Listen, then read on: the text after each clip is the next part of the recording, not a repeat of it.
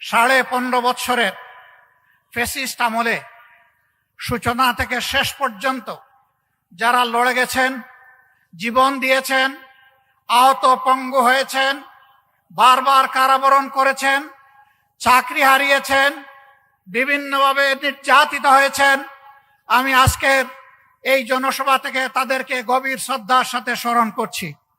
বিশেষভাবে স্মরণ করছি 24 জুলাইয়ে যারা গগনভেদী আওয়াজ তুলে ফ্যাসিবাদের তক্তে তাউসকে কাঁপিয়ে দিয়েছিল, তছনছ করে দিয়েছিল, ফ্যাসিবাদকে বাংলাদেশ থেকে তাড়িয়ে দিয়েছিল, আমি তাদের প্রতি বিশেষভাবে শ্রদ্ধা নিবেদন করছি।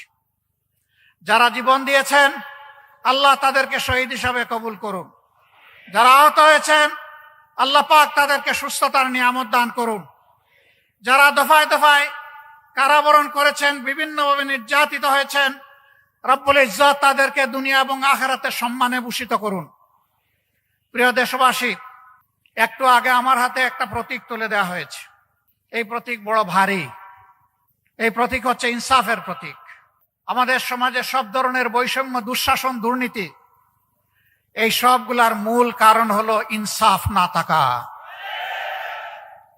এই ইনসাফ যদি থাকতো তাহলে সমাজে দুর্নীতিবাজরা, লুটেরারা, ডাকাতরা ব্যাংক ডাকাতি করে জনগণের সম্পদ লুটপাট করে এই দেশ থেকে নিরাপদে পালানোর সুযোগ পেত না। দেশে দেশে তারা বেগমপাড়া গড়তে পারতেন না। বাংলাদেশের বুকে সন্ত্রাসের রাজ্য কায়েম করতে পারতেন না। কারণ এই কালো টাকা সন্ত্রাসের পিছনেও ব্যয় হয়, আরো কালো টাকা বানানোর জন্যে।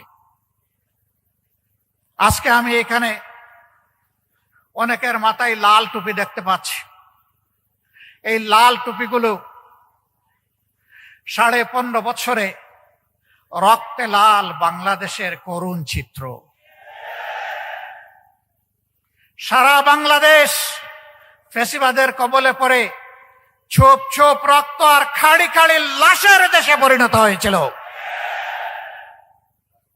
বহু মা তার সন্তান হারিয়েছেন, বহু বোন তার স্বামী হারিয়ে বিধবা হয়েছেন, বহু কচি শিশু তাদের বাপ হারিয়ে এতিম হয়েছে। শুধু তাই নয়, আমরা জানি ইতিহাসের কলঙ্ক রচনা করে বাংলাদেশের জায়গায় জায়গায় আয়নাগর গড়ে তোলা হয়েছিল। আয়নাগরে থাকা মজলুমরা এখানে আছেন, আপনাদের সামনে তারাও বক্তব্য রেখেছেন। সেনাবাহিনীর কর্মকর্তা হয়েও তিনি এই থাবা থেকে রক্ষা পাননি। উচ্চ আদালতের একজন আইনজীবী হওয়া সত্ত্বেও তিনিও রক্ষা পাননি। রাজনৈতিক কর্মীরা তো রক্ষা পাই নাই। বহু মা এখনো তার হারানো সন্তানকে আর ফিরে পায়নি। বহু বোন তার স্বামীর অস্তিত্ব খুঁজে এখনো, বহু সন্তান এখনো বাপের আগমনের অপেক্ষায় আছে।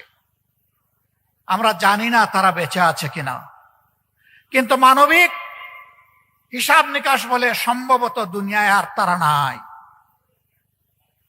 তাদের আত্মীয় স্বজনরা জানেন না তাদের কবরগুলা কোথায়। আমরা সেই দুঃখী পরিবারগুলার প্রতি আজকে সংহতি জ্ঞাপন